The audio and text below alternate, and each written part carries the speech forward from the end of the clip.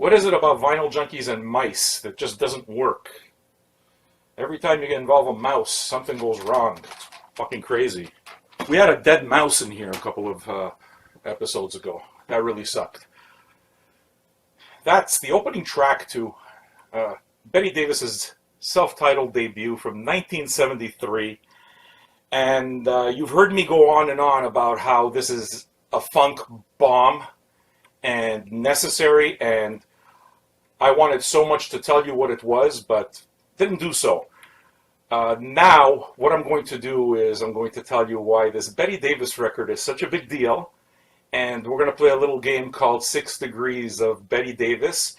So by the time we're done with this VJ Live broadcast, the entire idea is that I would have flipped through and referenced enough records to, make up a pretty badass funk collection. Let me know how I do.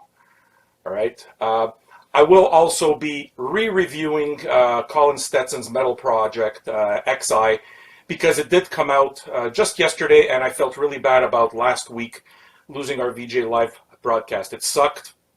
I've got this being taped by 2 different cameras, and I got my phone recording it as well, so ain't no way that's happening again. Apologies for last week. 3 free records. Guys, watch the show, participate. This is supposed to be fun. I mean, I'm having fun. I hope you guys are as well, right? It's a community thing, so I'm going to pick 3 of you to win this most excellent record, which I will go into in great detail. Those of you that don't have it, get it, and just make a point of getting it if you like funk. And those of you from Vinyl Me Please who are thinking about flipping and not taking this record, you're out of your motherfucking minds. Like, if you can't shake your ass to this, there's a problem with your ass. It's basically, you got a fucked up skeleton. You know what I'm saying? All right, so where do we start? XI, yeah, I'm going to talk about that. I'm going to review John Williams' soundtrack, not Invaders, but Raiders of the Lost Ark was just reissued with about half an hour more music. I'll review that. I'll pick the winners at the end, and I'm going to talk about the West Coast Get Down again and keep raving about fucking Cameron Graves, because that's what I'm going to do, because it's that fucking good. It's really, really good. Shall we start? What do you guys think of the new setup? I put up a few lights and decided with this whole still thing. Okay, you know what? Let's start with VJ News. Full-on development of the podcast is still happening. I don't know how to do this stuff, guys, so it's not because, people are helping out and we're trying to get it done as quickly as we can, but I promise it'll be there, and I'm developing some pretty special content for it, some of which I will be talking about today. And I mean, as a fan, I'm pretty excited, so I hope that you guys will be too. All right. Can I talk about something that I haven't even approached the guy for yet, but I really hope happens? I'm going to be relying on Ricky Vincent. This book here, Funk, Ricky Vincent. I started with the internet music stuff in the late 90s, like 96, 97 or something like this. And back then, you either bought magazines, like paper magazines, or online, you had to make a point of joining these mail groups. I don't even remember what the hell they were called, but there was an acid jazz group, and a lot of funk used to get discussed there. And Ricky Vincent was one of the guys that was always there, and he had written the book, and he hosts a radio show. And this, since 1997, has been my funk Bible, and I will be referencing it throughout the show, because there's a really cool story to this. So, wish list is to be able to have Ricky Vincent speak to us every once in a while about funk-related things, because if that can happen for the podcast, guys, I'm getting you a guru. He's great, and this is a book that's absolutely worth having. He doesn't even know that I'm doing this, man. I'm doing this because when you're going to talk about funk and you're going to go into deep catalog like Betty Davis, this inevitably will come out as a reference. So, Ricky Vincent. You rule, dude. You absolutely rule. Uh, do I start with the records or should I continue with the funk story? You know what? Why don't I continue with this story? Okay, let me just get that completely out of the way. The deal with this book is, like I said, in 96 or 97 or something, I joined an acid jazz music group because I was fucking neck deep into funk. All of my 20s, which is basically the 90s, uh, was a big, deep funk period. That's where it is that I discovered Betty Davis, and uh, I'm still doing it. It's music that I will never tire of. This is a cornerstone record. I'll get into it. All this is to say that we used to talk about this in the news group. You guys know I rambled, right? It's like, anyway. We used to talk in this news group, and this guy was there, and we developed a friendship. Another person that was in that news group, which was really cool, was for fans of Parliament, George Clinton Parliament. Former drummer Jerome Bigfoot Braley used to be a part of that group too. So I used to talk to him, and that fucking thrilled me beyond belief. He was on Chocolate City, so very cool, you know. But me and Ricky used to talk. I'm pretty sure he doesn't remember me. And at one point, you know, he was plugging his book, which I bought, and he wanted to get as many copies of books translated in other languages. I was going to Italy then. This was 1999. I was going to spend the beginning of the new century in Italy. So I left in late 99. Shortly after that, fucking Curtis Mayfield died, which really sucked. And then eventually I spent the year 2000 in my hometown of Caserta. But before that, I visited some family and I went to Milan. And first time family, you know. And while I was there, right next to the huge cathedral, I don't remember what Il Duomo, is that it? I don't remember the name of that huge cathedral. But right next to it was kind of like this little area near La Scala, actually, where they sold CDs and music. And I found a copy of this book in Italian and promptly picked it up for him and sent it to him. So I don't know how many languages he's seen his book translated in, but hey, Ricky, I'm the guy who sent you the book all those years ago in 99 going on 2000. I don't remember what it was called in Italian other than funk, but the bottom of it, I don't know. You influenced me, man. That's 20 good years. You influenced me. So now I'm going to use some of that influence and talk about funk.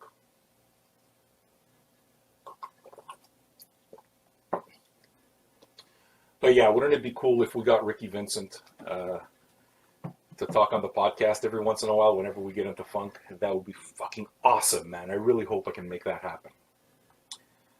This whole display thing might turn out to be a complete disaster, but I'm going to try, okay? Or should I hold it? No, okay. Betty Davis. This record was released in 1973. But the story of Betty Davis starts before 1973. She was a badass bitch before that ever started. The deal with her is probably more than any musician in the world, she doesn't give a fuck. She didn't give a fuck. She did things 100% her way. And as I flip through the records, I'll make references to other things, but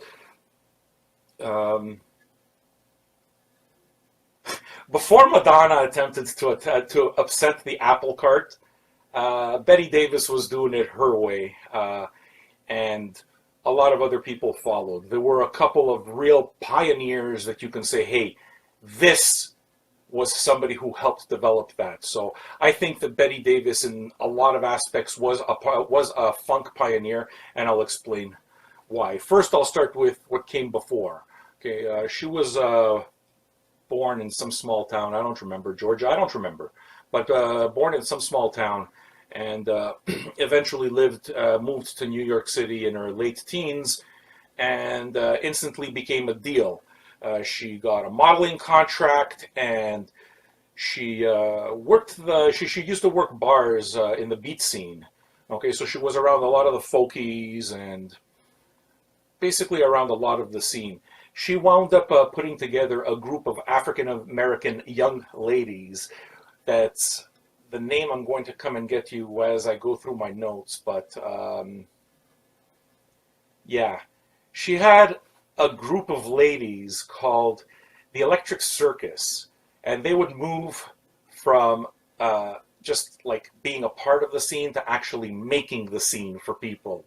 So their outrageous clothing is what it is that drove uh, a lot of black fashion and a lot of black views during that time. She was in the middle of that. Of course, there were things that came before that. So it's not like she was influenced out of nowhere. That's definitely not the case. So let's see if we can go a little further. Actually, one more comment about Ricky Vincent, Funk. I pulled a quote out from his book. This is what he had to say about Betty Davis. She looked like Beyonce. She sang like Macy Gray on steroids.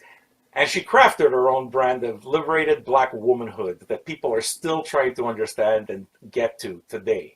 Her album was so noisy, its gnarly grooves with thunderous rock chords and her chainsaw voice on top of it. Fuck yeah. That's Betty Davis, man. That's what you're getting. For people who don't know this record, do me a favor, if you haven't heard it, buy the record and let the needle drop be the first time, just so that you can be blown away by the experience. All right. So where does this all start? First of all, although she was married to Miles Davis, her early upbringing when it came to music wasn't jazz at all. She came from a blues background. Her parents played blues records. So looking around, I know that Muddy Waters got mentioned. And I think I have a John Lee Hooker record next. Is that it? John Lee Hooker. And although it wasn't mentioned specifically, these two were mentioned in an interview. She rarely gives interviews. She's completely disappeared from the public eye. So, and no live video. Actually, if you try to YouTube Betty Davis live, it doesn't exist, man. There's no live video of her. So, it's a really pretty cool story behind her. But okay, so Muddy Waters, John Lee Hooker. My guess, I mean, in terms of vocal, because there is, the strong female presence, is maybe somebody like Big Mama Thornton, although it wasn't mentioned. But, when I think of strong black women that preceded Betty Davis, the blues ladies, really, the Bessie Smith, which I wasn't able to pull out in time, Ma Rainey, Big Mama Thornton, who wrote Hound Dog and made no money from it. And Elvis, of course, sold fucking quillions of copies of it and made his name on it. I'll tell you a Big Mama Thornton story, a really sad one, another time. Or should I tell it now? No, I'm going to tell it another time, man. I don't want to go off too much. But I'm guessing something like that as well. She would probably be into her. I mean, before her, badass bitch. Dyed her hair blonde, just did her thing, and was raunchy as fuck. And she did it way before Betty Davis did. So there is a line of strong black women from where a young Betty Davis who moves into New York can kind of draw influence from, included with the blues from her family. There's another one in terms of influence. Did I mention that? Let's not go there yet. There was another one I wanted to mention. Fuck it. I forgot. I fucked it all up. So yeah, in terms of musical kind of history, there's that. I mean, Aretha Franklin eventually became more 70s and black power oriented. The record that I forgot that I should have shown, maybe it'll show up later. A Nina Simone record. I had pulled out Black and Gold. Nina Simone was an absolute pioneer during the mid-60s of the strong, militantly strong black woman. Betty Davis was in the same way, but in a fully sexualized and fully owning her sexual way, just a complete dynamo. So in talking about all of these records, this is kind of, a little bit of the stuff that brought her before she started recording records. Okay, so what winds up happening? As she's part of this scene, folk, she winds up getting into the rock and roll scene as well, and as I was mentioning, forms this community of women called the Electric Circus. I forgot what the name was. I don't want to check my notes, but she catches a lot of attention, right? And she's hanging around with fucking Jimi Hendrix, and she's hanging around with Sly Stone. She's into the current black music of the day. So she caught Miles Davis's eye in a bar. I think it was 67. And the story then, what I'm going to do is I'm going to pause right here so that I can tell you where Miles Davis was at the same time, because Miles Davis straight up acknowledges Betty Davis and her influence on where he made maybe, arguably, not arguably, man, it's just some great 70s music. There's no point in comparing eras. There isn't. It's a different thing, but just a 70s funk fusion thing directly influenced by Betty Davis. So I'm going to talk about that. Let me have a drink, and then I'll start talking a bit about Miles Davis. I have a feeling this thing's going to wind up being a whole lot about Miles Davis as much as it is about Betty Davis, but let's find out. Cheers, guys. So, this is pre-Betty Davis, Miles Davis. While it is that I'll say that he definitely influenced, Miles Davis, was definitely influenced by Betty Davis, who entered his life in 67. Miles was already headed in that direction. He'd had all his huge success with Kind of Blue and, that classic period with John Coltrane. He had moved on to playing with much younger players. And these are the albums that he was playing on.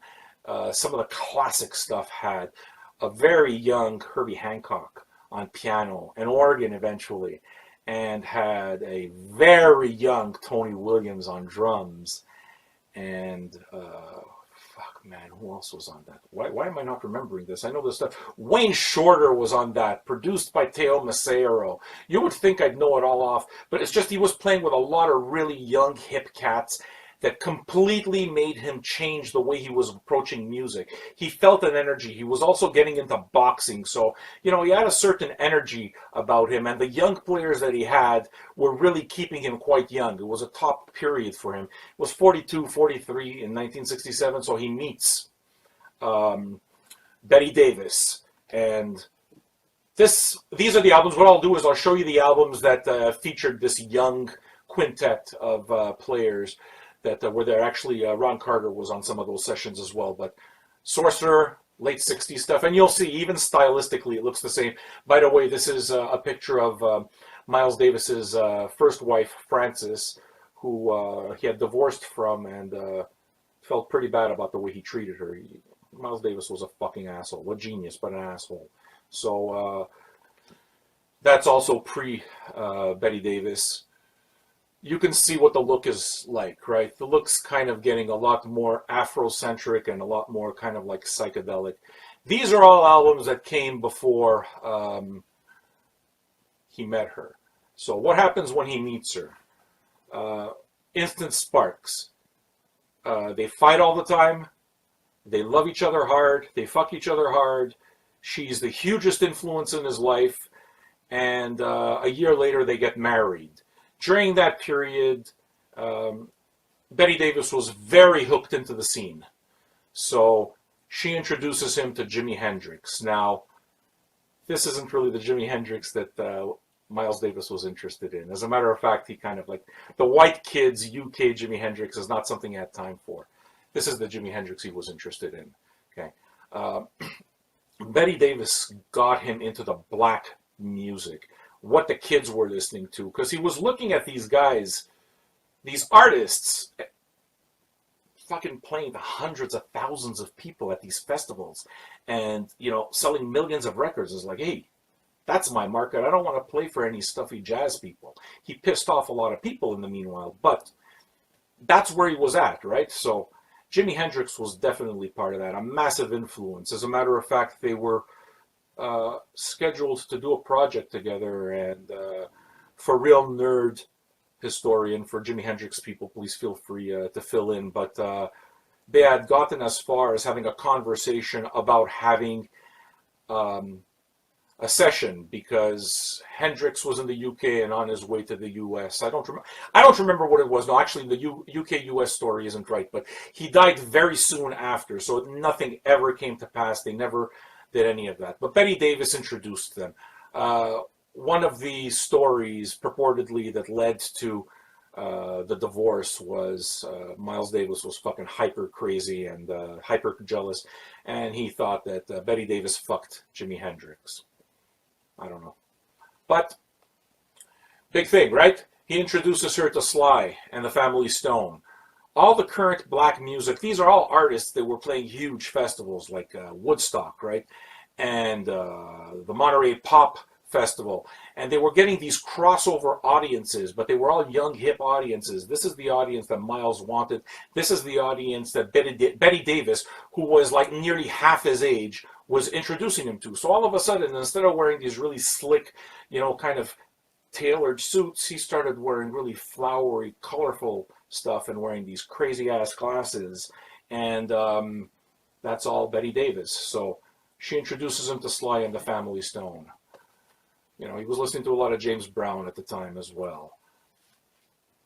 Here we go. That's what I was saying. Nina Simone, in terms of one of the pioneers before anybody. Nina Simone, man. Nina Simone was a militant black woman and took no guff from anybody. The frustrating part and the really sad part about the two things is that both women were very strong women who were fucking beaten by their husbands. It's garbage. It sucks, but anyway. So yeah, that's where the Nina Simone record went. Not in the right place. Let's get to the present a little bit, or other music that was happening, okay, that was kind of like birthing this really strong pro-black music, strong black identity music. The reason I threw Eddie Gale in is because that was a lot of the music that was brewing. Betty Davis recorded from 67 to 69 with Miles, as a matter of fact. Okay, or Miles at the sessions, and she used a lot of Miles's players like Wayne Shorter. I think Tony Williams played, Herbie Hancock, a few people. She really recorded some great stuff that was unreleased until Light in the Attic just put it out. I don't have a copy of the fucking record. I really wish I had it, but I would show it to you if I did. It's an amazing record. But outtakes, right? And she had it in the bag. I mean, Teo Macero would have released something. They didn't want the record. What it is that she wound up doing is making her own contacts, and that's where this record comes in. But anyway, black culture at the time, right? Eddie Gale, Sweet Sweetback's Badass Song is another place where very strong, militant, black, pro-power music came from. This, again, from more of a political cinematic end. This is really the first blaxploitation ever made. So before there was any Shaft or Superfly or Pam Grier, there was this, and it's way political. So now we're up to the present. All right, the present is 1973, which is when this self-titled album came out. She moves to New York City. She's in New York City, and I think she's a model at this point as well. There were tapes that sat in the vault forever. Like I said, those Miles Davis recordings from 67 to 69.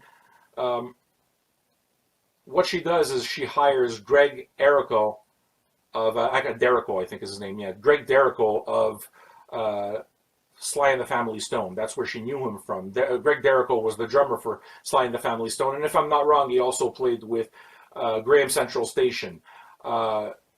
Basically, she hired him to produce the album. And they were in LA, not New York. They were in LA. So what does he do? He just hires a murderer's row of session musicians to play on this record. Here's where we start getting into just a big funk collection, as if all the Miles Davis shit I showed you doesn't already make an amazing collection. But let's go a little deeper just to show you the 6 degrees, forget 6, let's say 3 degrees of Betty Davis. Okay, let's build a funk collection around this record right here, right?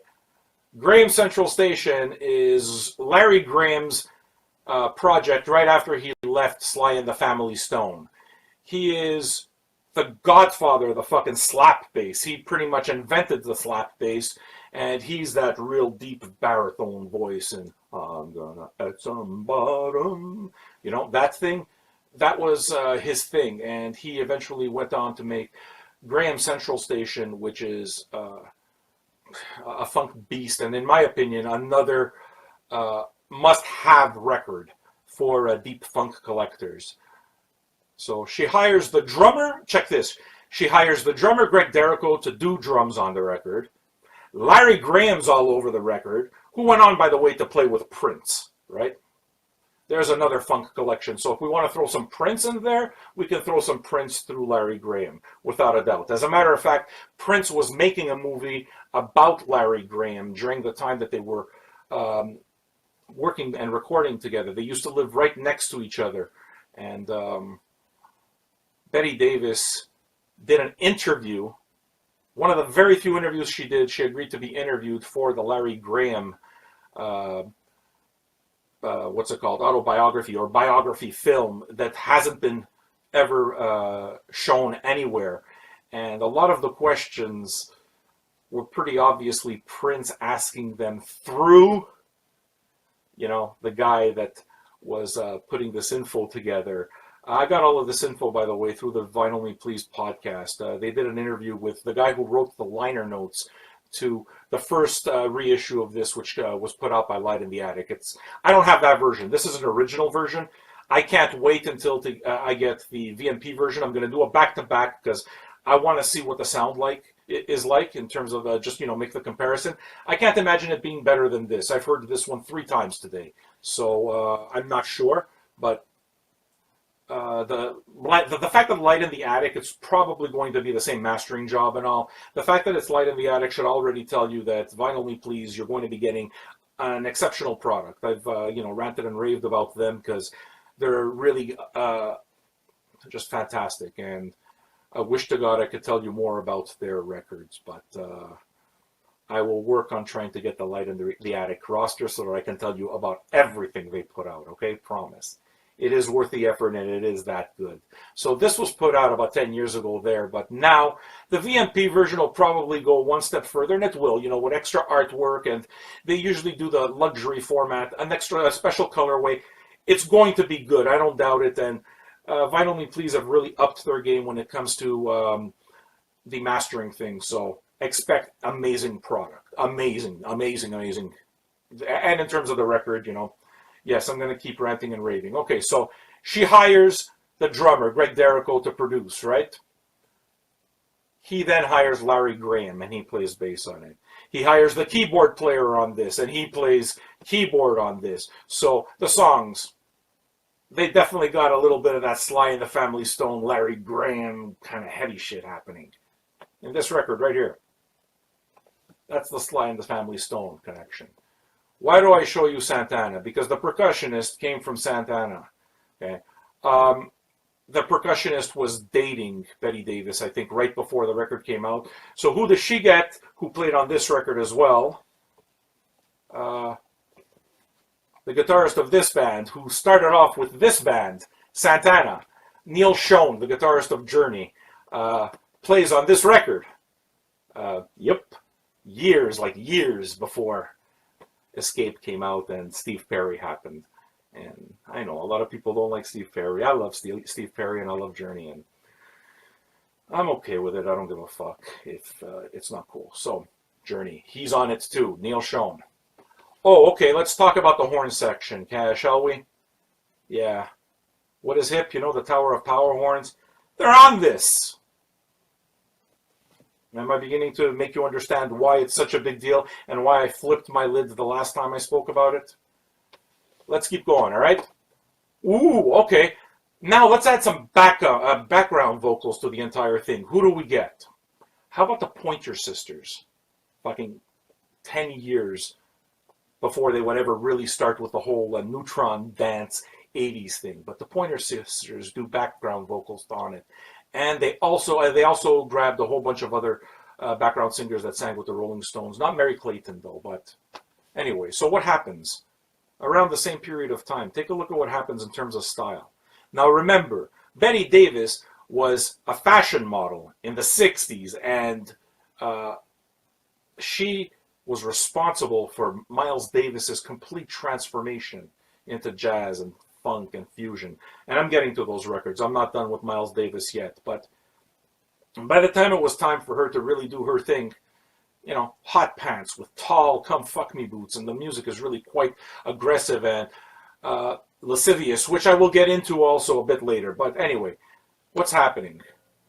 Pam Grier, right? Blaxploitation, the idea of strong black female roles. Of course, you know, anyway, okay. So yeah, Mary Clayton, right? Sang for the Rolling Stones. You notice the same kind of visual theme, the big afros, you know, the Black Power, Black Panther thing. Erykah Badu's pretty much said that Betty Davis is a huge influence. Ice Cube has cited her as an influence. She is an influence. She's the most badass bitch that ever fucking recorded funk, ever.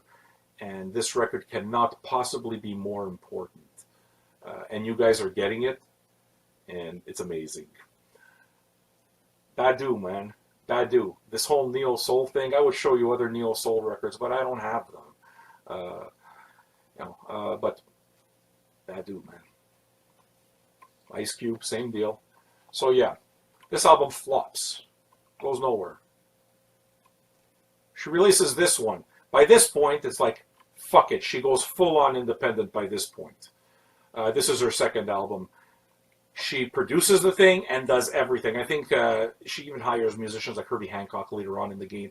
But really, and she makes her image even more, just completely overtly sexual in a way, though, that's completely empowering, but really pissed off people, the NAACP, to the point where they rallied hard to get her music banned from radio. So her album went nowhere. This record went nowhere. That record went nowhere. Ahead of her time, you know. So Madonna showing off in her little bras and stuff like that. Come on, fuck. Madonna. Let's talk about Betty Davis, man. She was there way before, you know, and Etta and all the rest of this. Anyway, okay. Madonna's okay, though. I don't have a problem with Madonna. So Nasty Gal, right? Now where do we go? I think we're going back into Miles, or wait. My records are all mixed up. Oh, yeah, so the reason I'm showing you this record is, again, this is the period before here. Okay, this is where we get back into the Miles Davis groove. I'll just have a drink if you don't mind, okay? Are you guys enjoying it?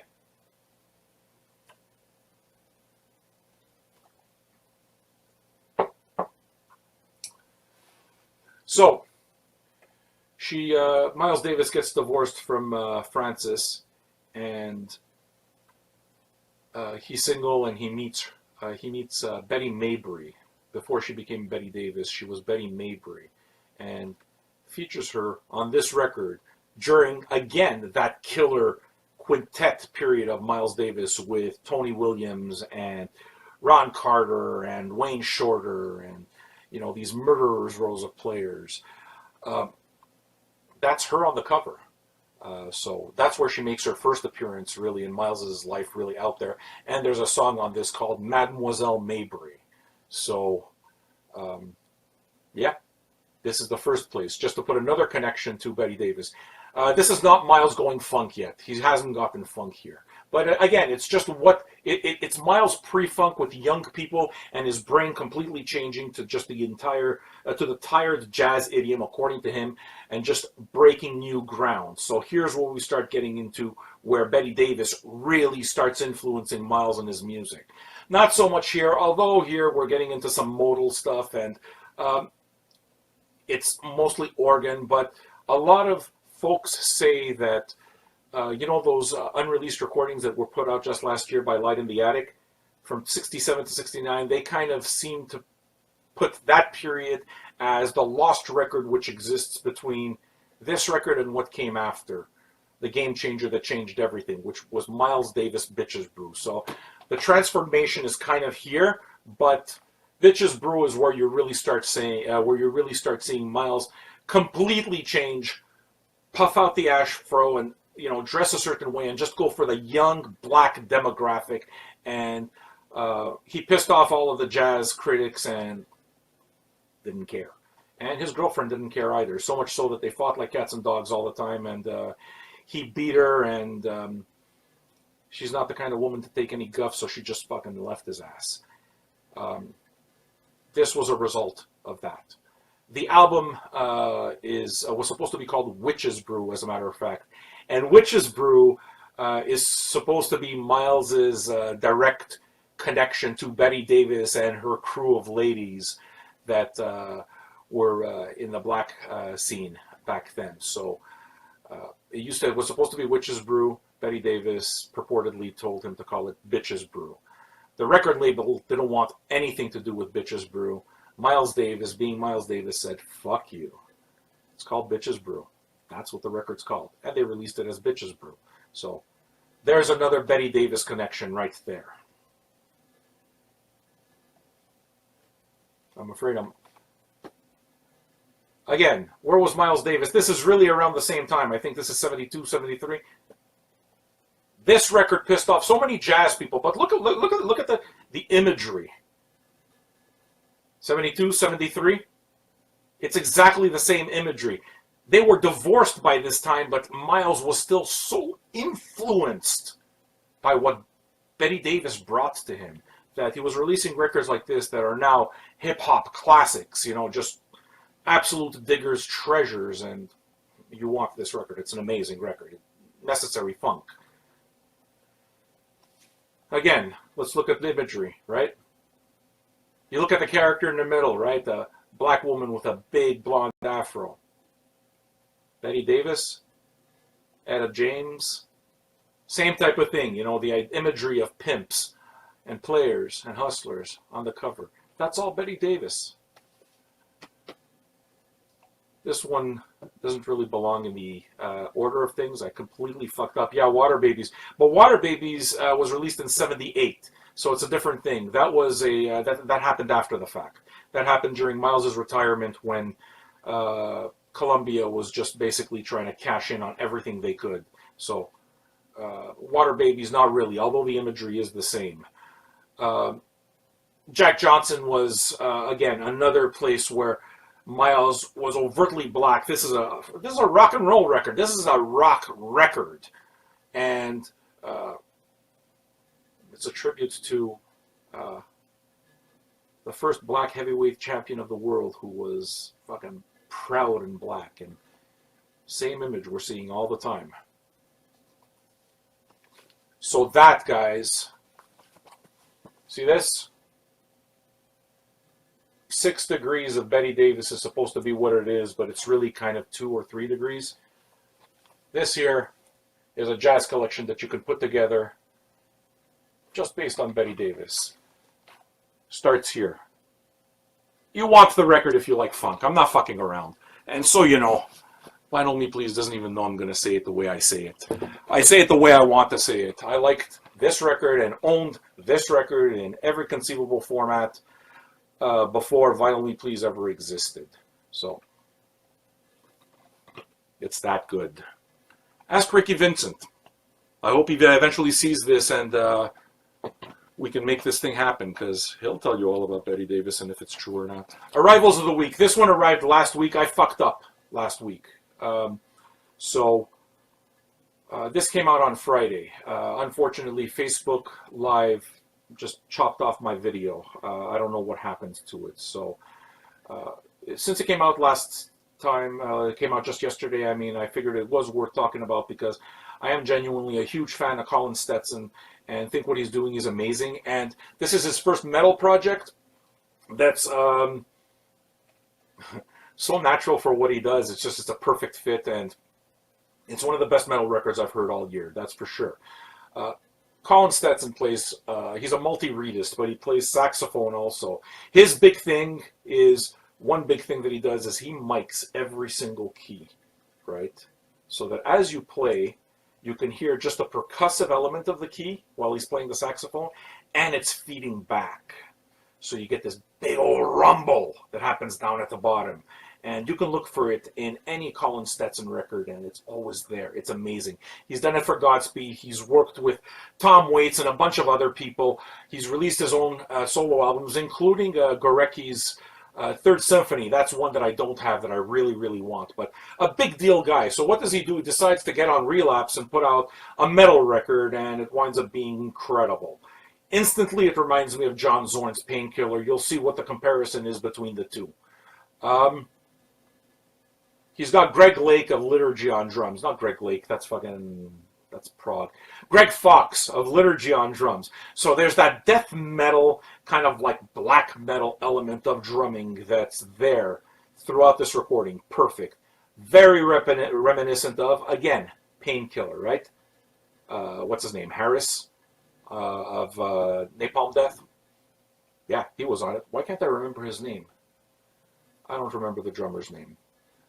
Maybe later on. But yeah, he was on that, right, with John Zorn, who was also on the horn as well. The bassist of XI plays for Secret Chiefs 3. Bill Laswell on the other one. Bill Laswell was really known. His production was really very dub, very heavy, bottom-heavy influenced, and his records sound a certain way. You're going to see the same type of thing here, but the way that the bottom end happens with, Mick Harris, that's the guy. The way the bottom end happens on this record is really through Colin Stetson's horn, that kind of like repeated miking that just keeps feeding back with a crazy heavy bass bottom. Like if this comes live, I'm all over it. I want to see this because Colin Stetson's a badass. And when you see the way he plays on stage, it's a marathon. By the time he's done, he's dripping in sweat because he's worked so hard. His circular breathing just makes it. I'm not going to do the whole fucking Colin Stetson thing again. Maybe another time, but Colin Stetson's metal project, Secret Chiefs 3 connection, Painkiller connection in terms of stylistically, I find, and Liturgy connection. Great. Here's where my stuff's all kind of mixed up. It starts here, okay? I think now I'm organized. This was another record that I mentioned last week that I'm mentioning again this week because it's just that good. The reason I'm mentioning it is because now I've really had a chance to listen to this every single day. At least once a day, most often twice a day, I've played this record to death. And all of a sudden I'm beginning to realize that West Coast Get Down, which is the scene that a lot of the next records came from,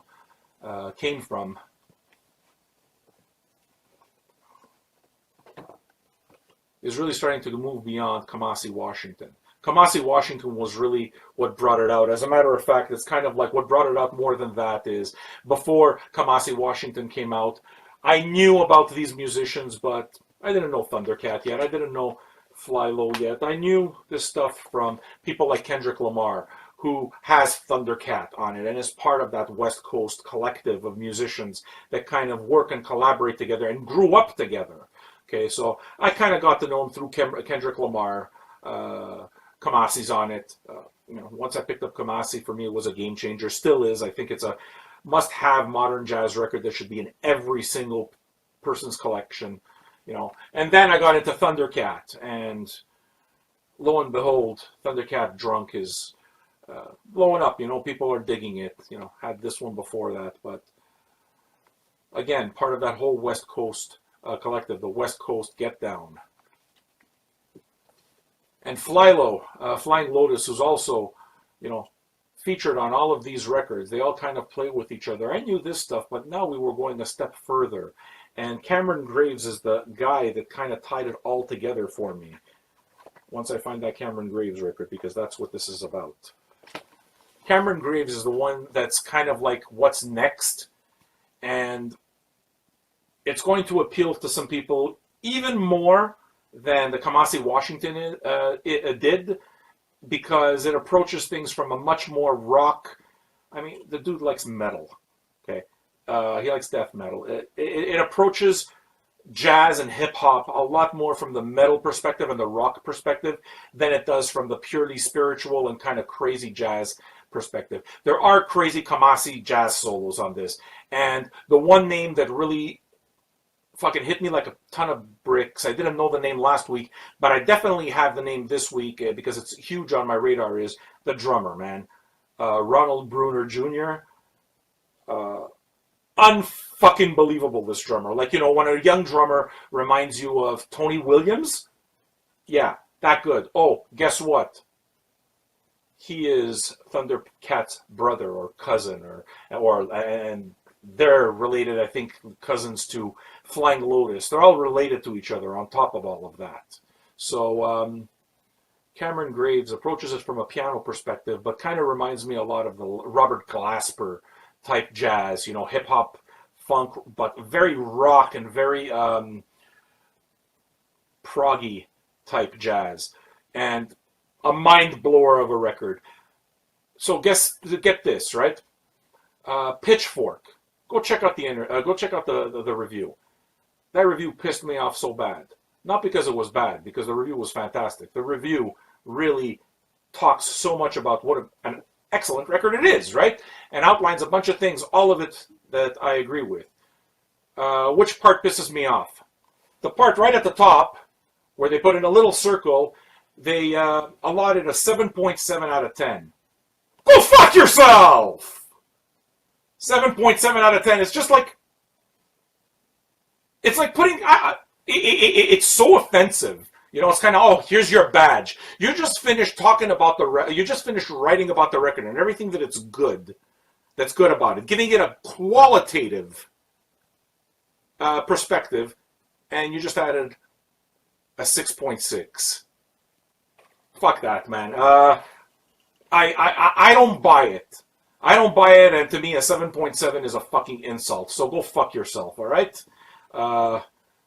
Just it's arrogance. It's complete arrogance to allot a number to a record. So let's say this is. Hey, I know.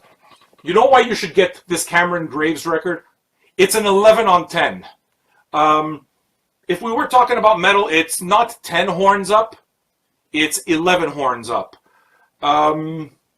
If we were talking about stars, it's 6. No, 6 might be too high. It's 5.5 stars out of 5. That's what it is. Seriously. It's an insult to the art. I feel pretty strongly about that. This record's amazing. The Ronald Bruner Jr. record, the drum record, I want that record. I'm going to get that record. As a matter of fact, just to let you know, this is another VJ Live type of thing. You know what I did for you guys? I contacted every one of these musicians.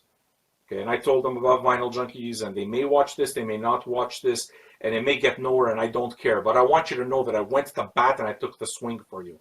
I contacted Thundercat, I contacted Cameron Graves, I contacted Ronald Bruner Jr., I contacted Kamasi Washington, and tried as much as possible to make it so that I can bring this circle together and really try helping understand this music a lot more. And I love talking about it, you know, and it's pretty cool if I'm able to introduce this stuff to you, and I'm happy to do it. And how cool would it be if I can get them to, you know, have a telephone conversation for the podcast? Let's see if it can happen. I hope it can happen. Why am I telling you all this? Not because it did happen. All this is just to tell you that I'm working my fucking ass off to give you good content, man. The sponsors I'm bringing you aren't just sponsors for nothing. They're good sponsors. You see this, get it. It's, you know, it's just my opinion, I know, and I'm arrogant about it, but hey, whose opinion am I supposed to know best? Am I supposed to know your opinion about something? Or should I base what I feel about music based on your opinion? Opinions are like assholes. Everyone's got them. Last segment, guys. Last segment before the prize, all right?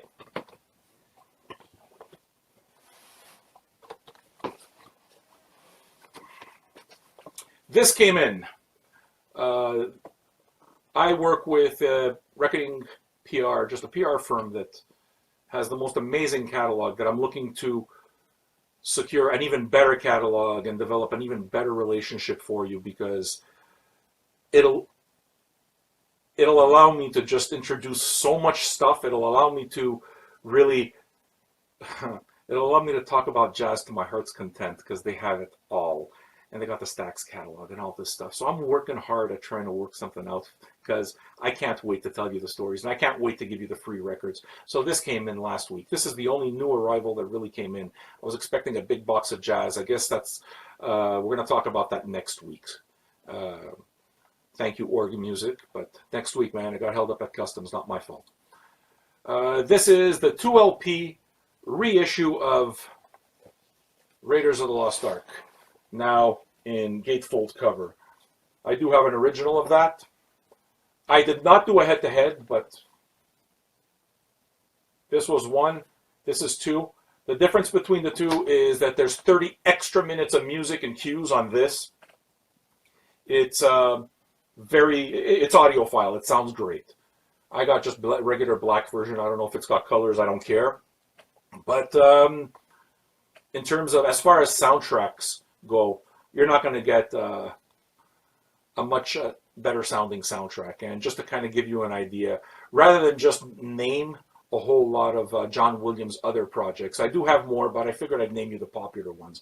Raiders of the Lost Ark obviously was one of the big ones. Big thumbs up, but they don't need me to do that. Then I think this is the Temple of Doom, Indiana Jones and the Temple of Doom, which he also did. He also scored this old-ass Dracula movie. Jaws, the Jaws theme, that's him. Jaws 2, although this has completely different Jaws music. It's not just the same thing over and over again. I think we all know the Star Wars, right? He's behind all of that. I don't have the other parts, but that's John Williams. And we've arrived at the end. I'm going to be getting a copy of the new Kendrick Lamar record, Damn. That's going to be coming in. Some other interesting stuff is going to be coming in also. Beyonce, Lemonade. I don't know anything at all about Beyonce, so I'm going to be getting a copy of that, and I'll be listening to Beyonce for the first time. How about that? And I know you guys are not going to believe this and maybe think I'm shitting you. I swear I'm not. I think I'm going to be getting a copy of. I'm going to be getting a copy of, what the fuck's OK Computer? What's the name of that band? I swear I'm not lying. I don't remember the name. Radiohead. Radiohead. Yes. Radiohead. Radiohead. They just put out OK Computer, some kind of special edition. I wouldn't know the special edition from the original edition because I don't know Radiohead. I've never heard Radiohead. I don't know Radiohead. It wasn't on my radar back then. I liked heavier music. It just didn't happen. And when I wasn't listening to heavier music, I was listening to funk and I was listening to that kind of thing. I don't know Radiohead.